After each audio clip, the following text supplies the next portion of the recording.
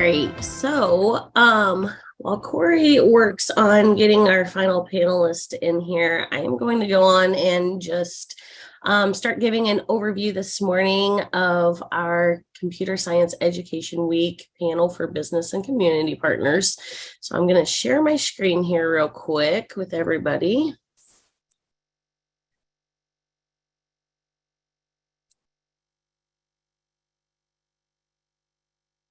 All right, and hopefully everybody can see that all right. I'm getting some thumbs up from our panelists. So my name's Marie Hagee. I am the North Central STEM Hub Coordinator. I am out of Iowa State University. And this morning, we are going to be doing a panel for our business and community partners in conjunction with our Computer Science Education Week.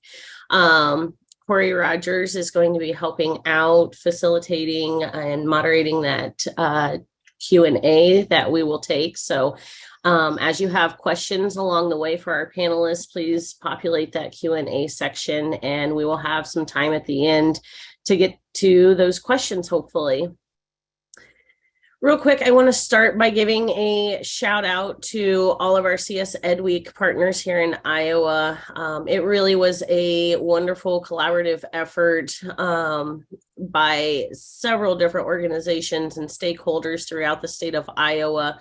We really tried to encompass not only educators and administrators, but also business and industry partners as well, because we all come to the table for computer science education and play an integral part in that. So thanks again to all of those partners. To start us off, I'm going to show just a 1-minute video clip. It's a preview of a wonderful video that was put together for Computer Science Education Week. So if you get a chance, definitely head on over to our website, which I will post here in a second, and take a look at the full video. It's about a 5-minute video for the full length one, but we're going to take a quick little preview of that video now.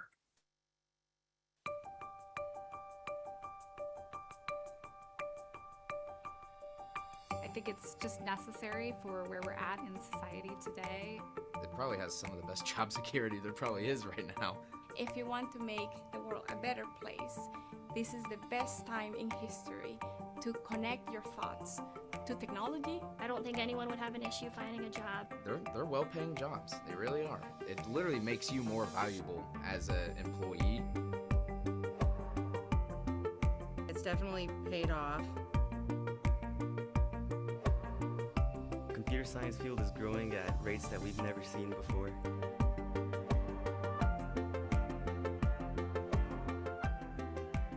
Well, we all carry technology with us everywhere, and computer science is the foundation.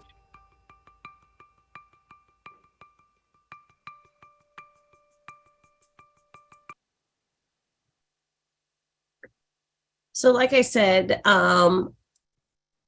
we have several resources that are available at this website, www.iowastem.org/CSEdWeek. We are going to have recordings from our previous panels. This is just one of several panels that we have held this week.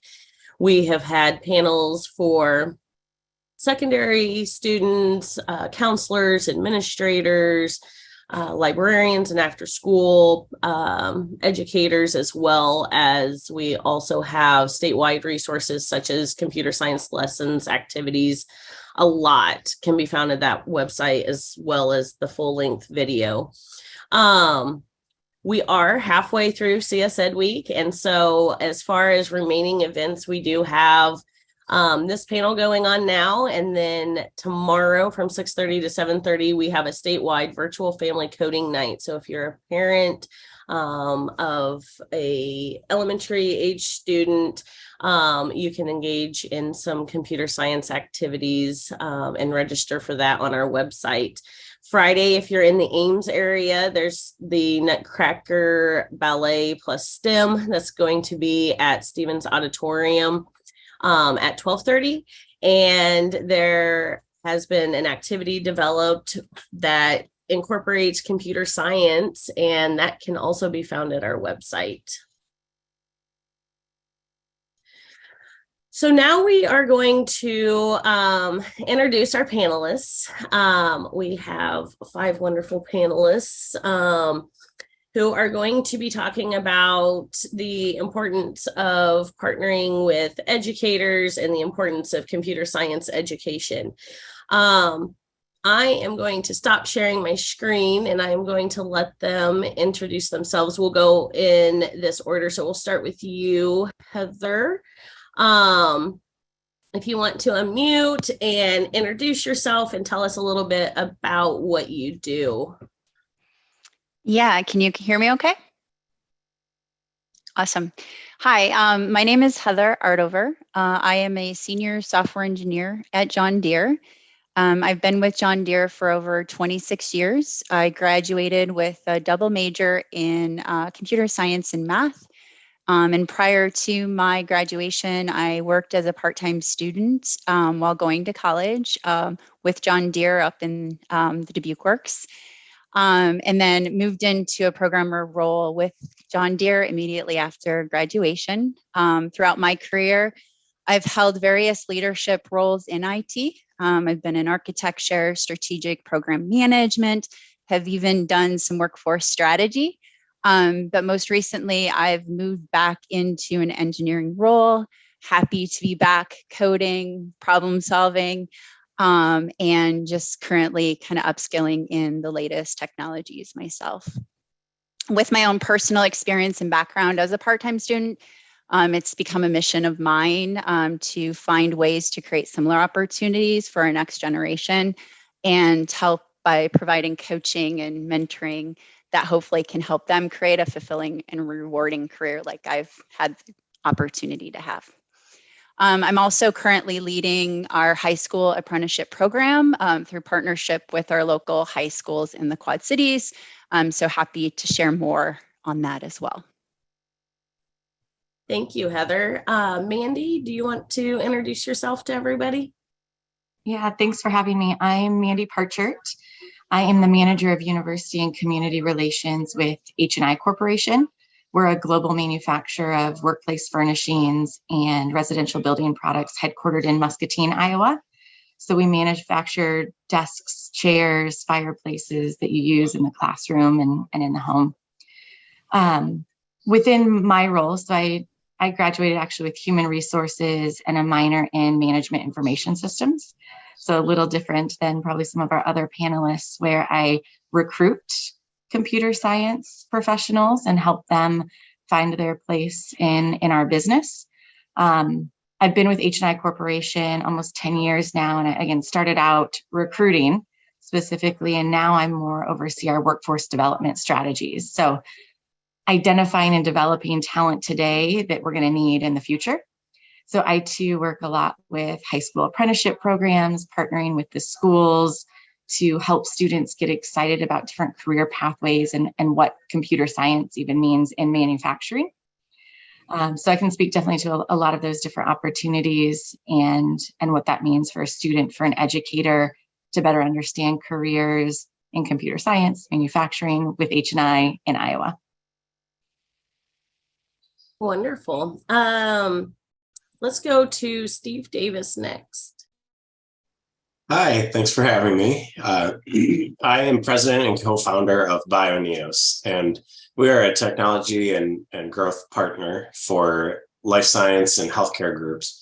We produce digital platforms and help to align the goals and requirements for our clients to their business goals. So rather than just working as an external consultant producing the software, we make sure that the way that it's produced and the features that are selected for development and the UI and the UX and all of the components that are related to that and the infrastructure and the security, and that all aligns with the business goals for our clients. I, as the president of this group, have the ability to play a whole lot of different roles. I do actually have a background as an engineer. I was a computer scientist and electrical engineer at the University of Iowa. And when I started the company, I certainly did a lot more hands-on programming than I do these days. But I still always find opportunities to do that. Also providing some strategic guidance and oversight with all of the projects that we have going on, and making sure that those implementations that our engineers are working on are really providing a lot of value for our clients.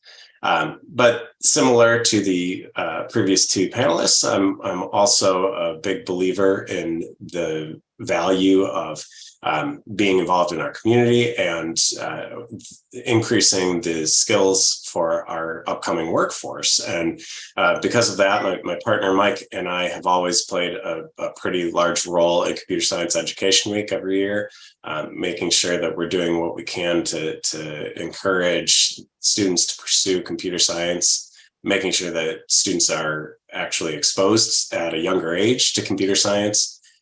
Two of the first engineers that we hired actually did not do any programming until nearly the end of their fourth year of their bachelor's degree in college. And yet they have been great computer engineers for us. And because of that, it's a good indicator on why we need to make sure that people see the possibility and see these as careers that they could pursue at a much younger age. And I think the work that the state's doing in Computer Science Education Week is really a great way to kick that off.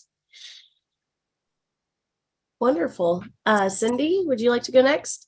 That'd be great. Thanks for having me. My name's Cindy Chizik. I am Chief Information Officer at Stellar Industries up in Garner, Iowa, is where our headquarters is at. Stellar Industries is in the work truck industry. We manufacture bodies, cranes, components that go into trucks that you see going down the road every day. And I've only been with Stellar Industries about 2.5 years. The bulk of my career when it comes to technology was with a software company also located here in Iowa. So from my perspective, seeing the things that you're doing with STEM Week and trying to develop more technology careers in Iowa is fantastic. We in the manufacturing industry, in software, it was very easy for us to tell people what we did with technology, right? But when you get into the manufacturing industry, I think people don't see what goes on behind the doors and realize how much technology is involved. And with my role there, I'm setting strategy, and we're dealing a lot with security and things like that, but we're also dealing with automation and robotics and Industry 4.0 and really enabling our manufacturing operations through using technology. So the more we can pull back the cover on that and share that with our young people in particular, I think when they think about manufacturing, they think about drills and cutting metal and things like that. And that's all important too, but there's a lot of technology there that you can take a computer science degree and apply it in so many different ways, or an engineering degree as well. So true advocate for that, partnering with our community, and just like the others are saying, and our local school systems, as well as our community colleges, have been very key for us in developing talent, taking and retraining talent as well into new roles. So looking forward to what this panel is going to offer here today. Great. Steve Wheeler, would you like to introduce yourself? Yeah, thanks again for having me. My name is Steve Wheeler. I'm the Director of IT Applications and Analytics here at Ruan. So I've heard a lot of great things that the panelists have already said around things that they do in technology. And it's kind of interesting. Mandy works for H&I. They're a major client of ours, so probably some connections there too as well.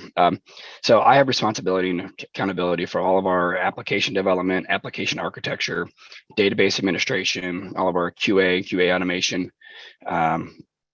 as well as our analytics, and probably a handful of other things throughout our platform. So, and I'm passionate about all those different areas of technology, and it's a great, so when I hear some of the panelists talk about how all the different areas and paths you can go, there's a lot to do when it comes to technology. And so I love seeing the advocacy of getting kids in high school and elsewhere involved in throughout communities. I've been involved with IJAG. If any of you are familiar with that, going to high schools and helping with some of their programs. We have an apprenticeship program here that I help kind of co-lead as well around that is focused on getting kids from at least their junior and senior years of school, getting them involved in technology. So pretty passionate about that stuff. I've been in the Des Moines area my entire career. 20, well, that's a lot of years now. So I'll say 25 plus years at this point. And so and I started out I had a degree in HR. I don't have a degree in IT even, but I started out with a degree in HR with a minor in psychology and started working on for ADP and some of their human resources systems. And after about 4 months, I started working with the developers and doing SQL and got involved there. And then at Nationwide, they used to have they don't do it anymore, but they used to have a developer training program, and they would hire folks and train them to be developers because they just recognized that there's a gap in trying to, fill positions. So I was excited to see this come up. That's how I got into being a developer and started my road in technology so many years ago. So thanks for having me. Thanks for being here. Nathan, are you able to introduce yourself? Yeah. Can everybody hear me? Yes, we can. Oh, thank you. Sorry for the technical hiccups there. Hi, I'm Nathan Kearns. I'm the Senior Vice President of IT over at Fairway Stores. We're a grocery company based here in Iowa. And a lot of similarities to some of the things that other panelists have already mentioned around technology. We are not necessarily manufacturing, but we have a lot of technology that we use behind the veil in our warehousing, our logistics, and our distribution. Also in the retail space, it's a fast-moving technology sector, a lot to keep on top of. But when a lot of people think about technology, they don't think about groceries being a leader in that, or that there's even much technology that's exciting. So it's something that we really try to educate different individuals on and really try to get people engaged more with technology. And our organization, we pull a lot of interns from within. We're fortunate we have a large employee base, and we have started to try to fill some of our IT positions with those candidates that we're really training up and filling a lot of the gaps of what they've had in school or with what they have not had. And we've been getting more involved with our communities. But I was really excited to read about the STEM week and STEM specifically. I would love to learn more about opportunities and what others are doing to engage more with younger individuals, especially in high school, around STEM itself, internships, apprentices, etc. So really excited to be here. Thank you. All right. So now that we have had a chance to get you familiarized with our panelists, we're going to jump into some questions here. So I'm going to just throw this out to the group. Why is technology important to your success in rural Iowa? Well, I can get started, even though I'm not from rural Iowa. Our business is based in Coralville, but I know that the challenges are going to be very similar in all parts of the state. I think one of the things I hear a lot, I participate with a lot of economic development organizations. I'm well involved with most of the community initiatives. I have a network of many of the tech companies in the Iowa City, Cedar Rapids area. And there's a very common thing. I know you guys have all heard it, but it's hard to hire the right tech people. It's hard to hire people with the skills that we need for our high tech company in the state of Iowa. And yet here we are on a panel, and we can see that, the vast majority of those people complaining about that hiring process are not actually participating in the things that need to be done so that our students in the upcoming workforce are encouraged to pursue those careers. So if that's the problem that we all have, it's hard to hire, well, then let's get involved with things like Computer Science Education Week. Let's get involved with the school systems. Let's make sure that we're doing our part to help develop the workforce. And I think I would imagine that I don't want to speak for the other panelists, but I would imagine that you all would feel the same way. Even we've been in business 18 years and I've been much more involved, I think, with these types of community things, certainly over the last 10. And even within that time period, I've already seen my tiny business be able to make an impact. I actually had a student at the most recent University of Iowa career fair walk up to me. He was a sophomore, just starting his sophomore year this fall, and computer science major. And he said, I asked him, what is it? He was looking for an internship, and I asked him, what is it that drew you into computer science? And he said, well, it was actually you. And I had no idea, but apparently at a previous panel discussion that I had given to high schoolers years back, he had attended and he thought, wow, that sounds really cool. I'm going to explore that. And imagine that. He got interested. He found opportunities. He was able to not only pursue some education around computer science, but things outside of his education curriculum. And he had actually already had an internship with Upwork out in Des Moines, West Des Moines, the previous year as a freshman in college. So, there's an impact right there. And that's just one example. And I think that's primarily the reason why we're going to continue to be involved in these things. And I hope that all industry partners throughout the state stop complaining about the lack of tech talent and just start doing something to help improve that. I agree with you, Steve. I think that the involvement is really important. Speaking from more of the rural areas, right? I think also helping our kids to understand that we have cool tech here. You don't have to go away to find cool tech to work on, whether it's a pure technology company such as yourselves or a manufacturing organization like us. I heard Ron Cox say a couple of years ago that there are no new employees in Iowa. And part of that is obviously because of those that are leaving the state, and we have to figure out a way to cast the net and hold them here. And the sooner they find out about the things that we can do, the opportunities that are there, the better. From our perspective, technology is so important to us because of that, because of trying to draw in workers into our manufacturing organization. We're leveraging technology for automation, for robotics, and hugely with analytics now to run the business.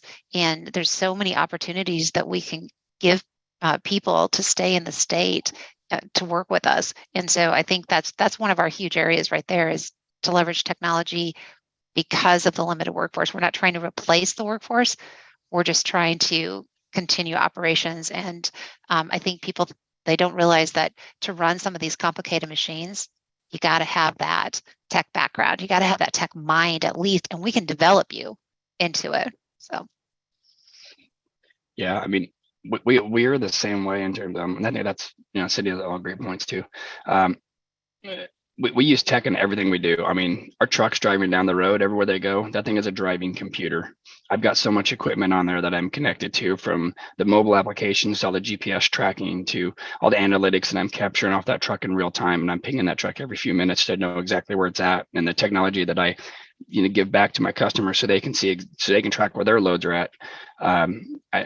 There's all kinds of technology there, and that's not just but also with, we talk about rural communities. About 3 weeks ago, I was at one of our dairy operations, and we support 7 dairy operations throughout the United States.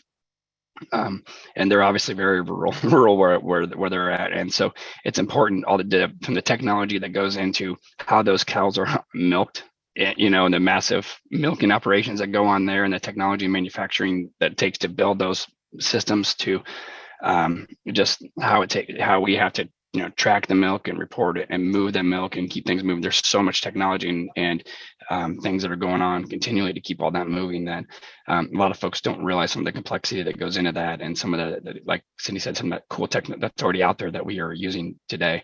And I think really providing awareness of that is a huge thing, just getting folks to know what's out there. I think it's also important to sometimes demystify, I'll say, the scariness of IT. I think a lot of folks think, oh my God, being a developer, it's so hard. Well, actually, there's complexities to it, but it's not super hard either in certain things. And so there's, especially with some of the new tools that are out there around low code and no code abilities to develop. I mean, you can train folks on how to do some of that stuff for pretty quick. So there's a lot of opportunity out there.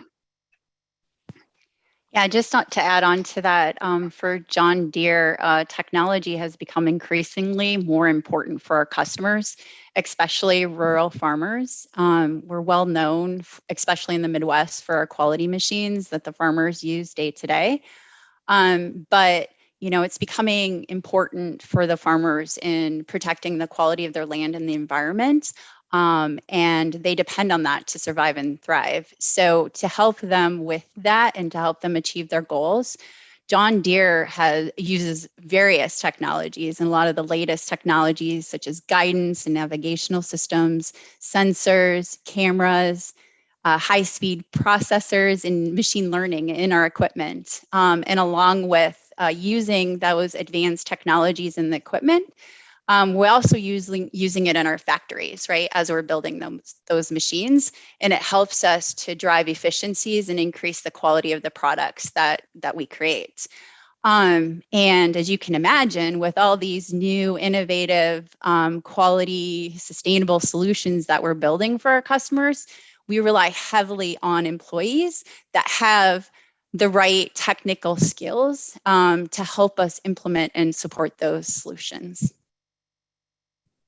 And I would just echo what everyone else says, that I completely agree, but take a slightly different spin to, what much of Iowa is rural for starters, and much of our employees and where they live is rural. And so ensuring their success in the workplace is also really important as we think of just the most basic level of technology connection of information and, internet, Wi-Fi. And as we think of rural Iowa and just the volume that means within our state, ensuring that we have connection and access to our people and to our customers is critical.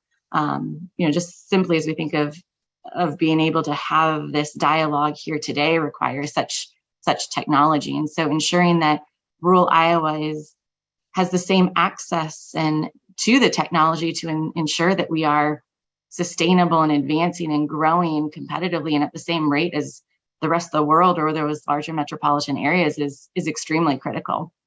It's in our businesses that are based here in rural Iowa that it's that much important that we take this focus to not only attract the best talent, ensure that there's the future workforce, but that at our core, we can connect our people. I think the pandemic really challenged a lot of us across the state and across the nation to ensure that we're just connected and can access each other at a distance. And it's been exciting just to see the growth and change over these past few years and kind of where we're at today of just bringing information not only to each other, but to our students, to our teachers, and to our customers.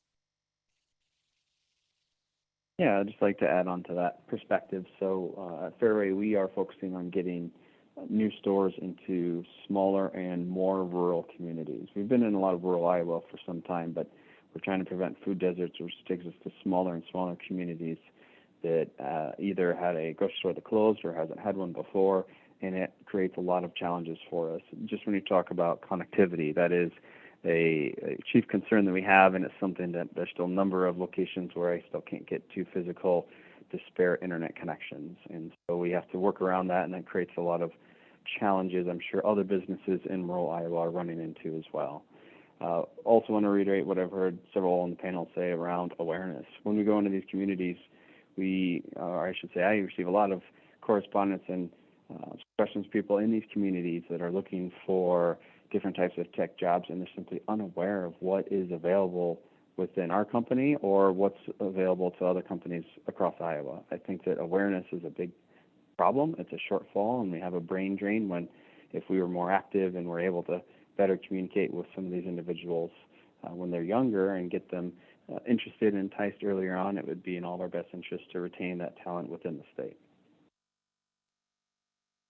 And that's a perfect segue into kind of the next question that I want to ask you. I know several on the panel have talked about school and business partnerships, but I would be curious to know how you or your companies that you're working for, how you guys have leveraged those school business partnerships in helping to fill any gaps in the talent pipeline of the communities that you serve.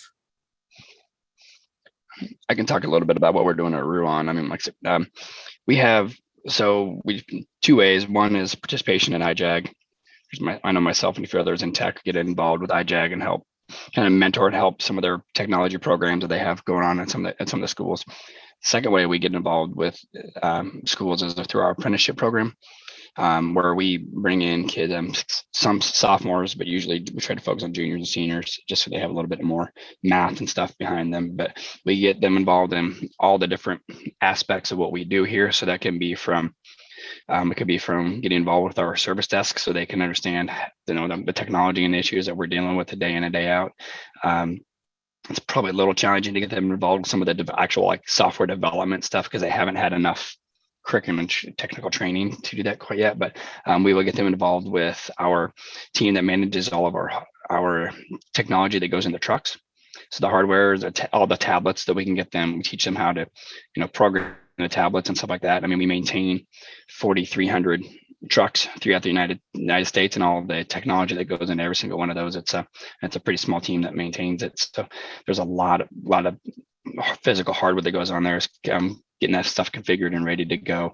Troubleshooting issues that we have out in the field, et cetera. So that's always kind of an inroad. So they can start seeing some of that technology, and then we work with them on the back end later to start, learn. Now you've seen how we apply it, learn more how we actually go about and build it. And so I think those are kind of some of the ways we do that with, like I said, with our apprenticeships, and work to try to turn them into employees later, right, and supporting them through college, et cetera. So one of my developers now, my mobile team, started out as an apprenticeship. He's been here 6 years now. He's 2 years as a developer, but he started in college and started in high school, went through college, and now he's been here. So. Yeah, similarly, we also are involved with a couple of different programs, different ones than Steve had mentioned. The local area, the Kirkwood Workplace Learning Connection group has they call them internships and practicums for students and also for teachers. And we've been involved with that program for quite some time.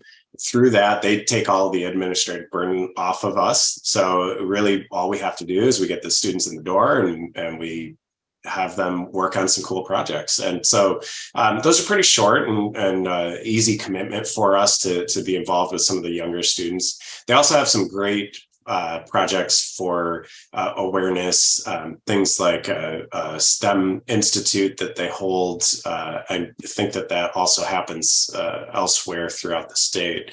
But they bring these high school or middle school students into the Kirkwood Regional Center, and they present them with what careers look like. And I always love talking to them about computer science and what it looks like and all the options that you have if you explore computer science, and how you can really use that to go into many different fields and different careers. And we also participate in their job shadow program that they do. In fact, we're doing a job shadow for Exploring IT this Friday as part of Computer Science Education Week. So that's another great program. We've also been involved with, we have an internship program that we've been doing ever since 2006. And so those are all college age students, but we use that as a way to also help support and identify some early talent and get them involved. In addition to those couple of programs, we were also involved with our local economic development groups, the Iowa City Area Development Group and the Iowa City Business Partnership. And there's a lot of opportunities there for more of these awareness types of activities where we get students involved and see what computer science really is. And so, yeah, through those programs, we've been able to make a pretty big impact. Yeah, I would second IJAG, the job shadows, partnering with our schools in those way. We'll continue those efforts. We've also spent pretty significant time partnering with either the teachers or kind of staff level at each of our regional schools to advocate on what is the reality of the workplace, what are our needs, and helping them structure their curriculum. Participating in our regional planning process with our schools so that their curriculum and goals align with what we're needing in the workforce. That's been one way. We've also utilized our employee resource groups. So we have one specifically focused on women in STEM. And so they have a lot of efforts and kind of outreach efforts back into the community and into our schools to increase awareness about STEM, and not just for women, but with a focus on young girls as well. And so they've initiated a group around Girls Who Code to get, again, students interested in building some of those skills and the teamwork involved in computer science. And they have other goals in bringing robotics into the classroom and things like that. So again, partnering with I think it's a mix of strategy around outreach and impact directly to students, with as well as partnership and collaboration with our educators who are making the decisions of what's taught in the classroom and how we can make changes to our future workforce on all ends. I would echo that, man. Oh, go ahead. I Sorry, Steve. also, I remembered one more thing. I feel I would be remiss if I didn't mention it, but the state put together the Iowa Project-Based Learning Clearinghouse a few years back, and we've been involved with that since they kicked that off. And it's a great way for a small business like ours to put up just some fun project ideas and get student teams to work on those projects. And I've supported a couple of groups out of the Quad Cities and then and Sioux City, just myself. No one else from my team. So it's a low involvement, but another great opportunity. So if you haven't checked out the clearinghouse, you really should take a look. And I would echo the partnership you're talking about, Mandy, there as well. We do a lot of the same things, so I'm not going to repeat all of those things, but I think getting involved at all levels is important to us. We have a great story of providing mentors for the robotics program at the elementary, middle school type age level. And a young man that participated in that went off to college, came back and did an internship with us, went to work someplace else for 5 years, and now is an employee of ours. And the reason he did that was because of his involvement in the robotics program, getting to know our people, getting to know our company through that. And so I don't discount, the younger levels too. We talk a lot about the kids that are preparing for their careers in that high school level, trying to make some of those decisions, but we hook them when they're young. My own kids are great examples of that. My son, when he was in kindergarten, fixed the teacher's computer because of what he learned at home, and it's carried over. And we built that mind in him to go down that path. So we need to start young. The other thing that I think is important, that I think Mandy alluded to as well, is not only getting involved with the students but the teachers. We provide externships when available to bring those teachers into the workforce to see what it is that we do, so they can again help build that curriculum. And also help build that excitement and knowledge and understanding of, gosh, you could go check out Stellar for the things that you're interested in. And then providing people that are also on the community school boards as well as the community college boards as well, so that you know what's coming up and you can help to shape that future to build your local workforce in your areas. I think that's really important as well. Yeah, so with John Deere, agree with what everyone else has said. We engage in a lot of different ways, right, in trying to reach the students as early as possible and help them learn and know about these careers, right, that are so important to us. But in addition to that, something new that we've done in the past 2 years, and we actually started this because we've been honestly struggling to fill all of our open software engineer positions. So we've been partnering with our local schools in the Quad Cities and Des Moines area on a registered software engineering apprenticeship program. They register it, the schools register it, and then John Deere, we provide those on-the-job opportunities. And this gives the students an opportunity to really pair with some of our senior software engineers, pair in our teams, right? And start to build and demonstrate those behavioral and technical competencies that are really are required, right? As they start to look at becoming a successful entry-level software engineer. So we're seeing a lot of great success there, and really helping to build up, right, the skills that we require and that we're looking for. We currently have 19 apprentices, and we are working with really 3 different local high schools, 2 in the Quad Cities and then 1 in Des Moines area. So I'd like to go to one final question for everybody. I mean, we could sit here and discuss this for, a whole nother week. It's been great conversation, but to all the panelists, I just would like to get a sense of, from a business partner standpoint, what does success in computer science education look like to you? And are there ways that different sectors can help support that, whether it's educators or fellow businesses and industries? How can we help foster that success? I'll maybe take a stab at starting that. And I'm sure there's stuff that I'll miss that everyone else can add on. But I think for me, and just the experience that I've seen working with our apprentices most recently, is I think the more that we can promote and encourage self-learning, innovative thinking, right, rather than just kind of giving them exercises that we know are going to work, try to figure out if we can help them, like, make sure it fails, right, and help build those problem solving, troubleshooting skills. I think that's definitely some areas that we could improve upon and really think about maybe differently, right, to try to build some of those competencies.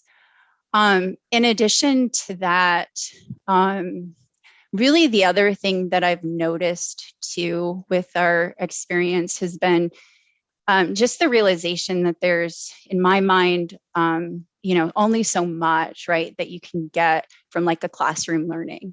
The more that we can get them hands-on, pairing, coached, by maybe some more skilled experts, right, to help them kind of build that intuitiveness, help them build that experience. I think that there's a lot of opportunity, right? And it could get them to build a lot of those problem solving technical skills that are so important in our career a little bit earlier, right? And maybe even with that, somebody talked about the scariness of IT.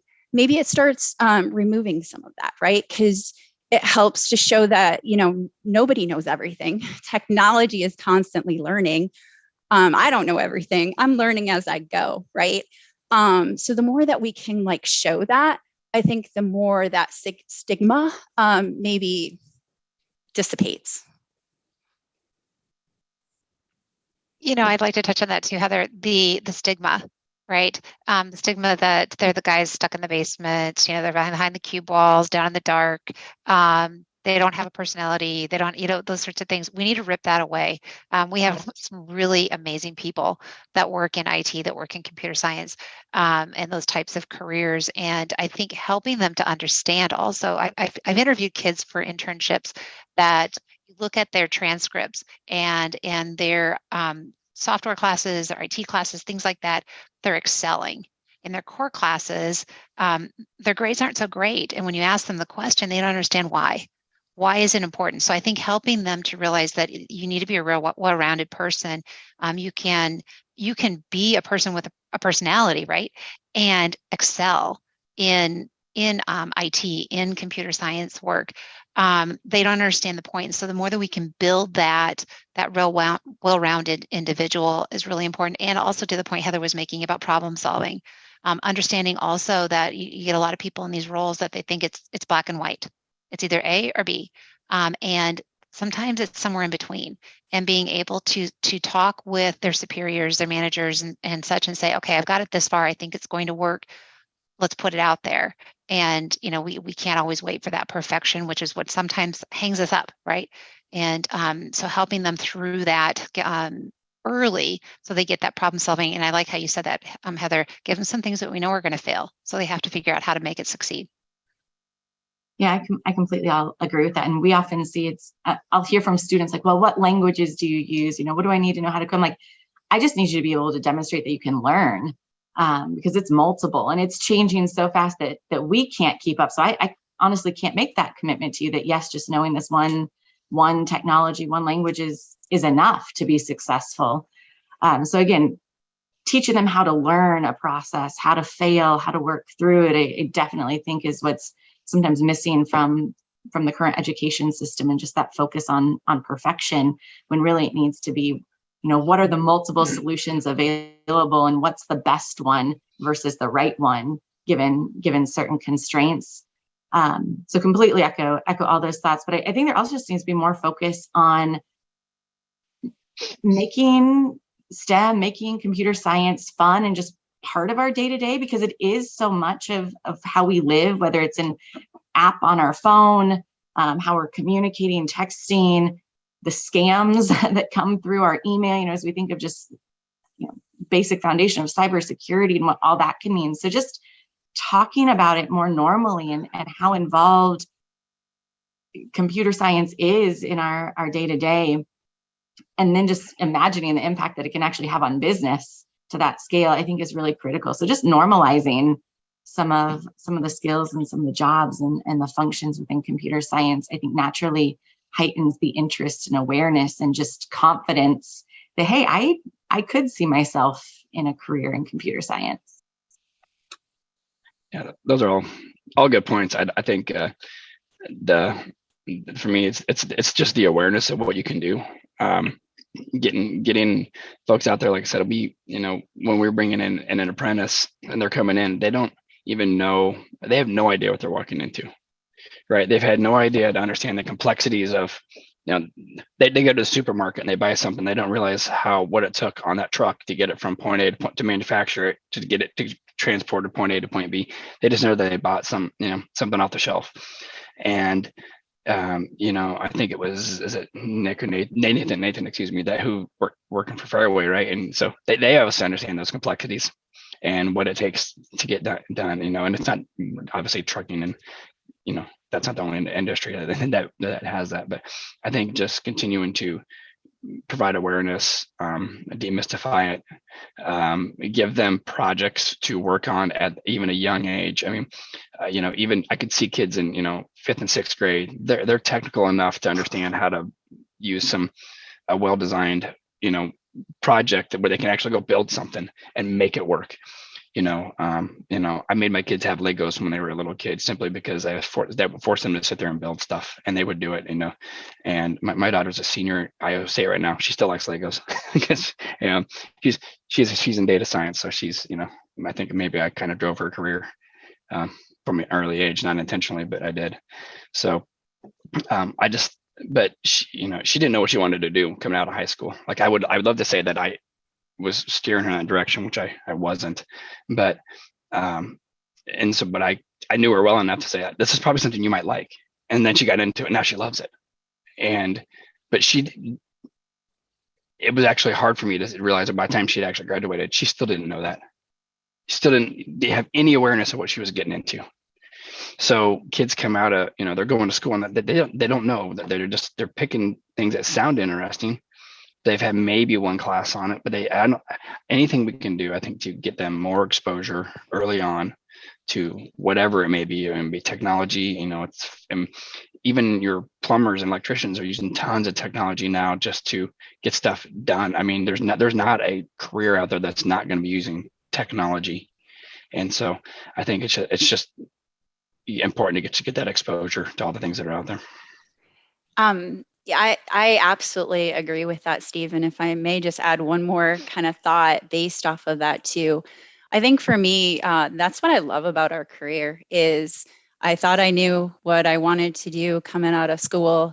It changed a bit throughout my career. There's so many opportunities with that technology foundation that I think the more we can help students understand that it's okay.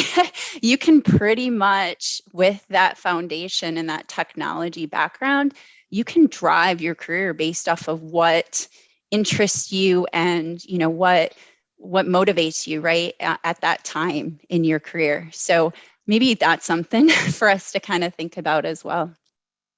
And I think to add to that, it's okay to make a change later. I didn't start out in technology myself either, and discovered how cool it was later. And so don't be afraid to make the jump into it. There's so many skills, especially that problem solving, reasoning, that you can take from any discipline over into technology. I often look for, honestly, music majors when I want a programmer, because those thought processes work the same. And Yeah, I just want to Nathan, pile on with. Oh, I'm sorry. Go ahead. oh, I was just going to say, I'm really interested to hear what you have to say because, Fairway is not necessarily what a student maybe thinks of as a potential employer for anything in computer science. So I'd love to hear your input on this. Yeah, absolutely. Yeah, when people think, bleeding edge tech and real fancy, exciting things, they usually don't think Fairway, and I get it, right? It's just the brand that we have, and I did want to agree with some of those last statements. I think that a lot of the young people that I engage with, that we see, they feel that they need to have a path figured out. They think, all right, even if I'm going to technology, I'm going to be this. And I think just getting these young people to understand that technology is an entire field. You can traverse through it, move up, move down, move laterally. There are all these things you can do. You don't have to have this all figured out day one. I think that that's one of the chief obstacles that I've seen in young people. So to your original question of what else can we be doing, what does success look like, I think just demystifying it, but also making sure people understand that's normal, that's okay, and that is not a chief concern they have to worry about. Another obstacle I've seen from young people is that they feel they want to be working on something important, right? And that seems to be more generational. They want to make sure they're working on something of relevance and that they are contributing in some way. And I've seen a lot of these young people that don't necessarily see how they can contribute in a significant way when it comes to technology. So really trying to illustrate that and make sure that they feel part of that wider strategy, whatever objective you're aligning around, and helping them understand what it's doing both for the company and beyond. That seems to be very important to a lot of these young people.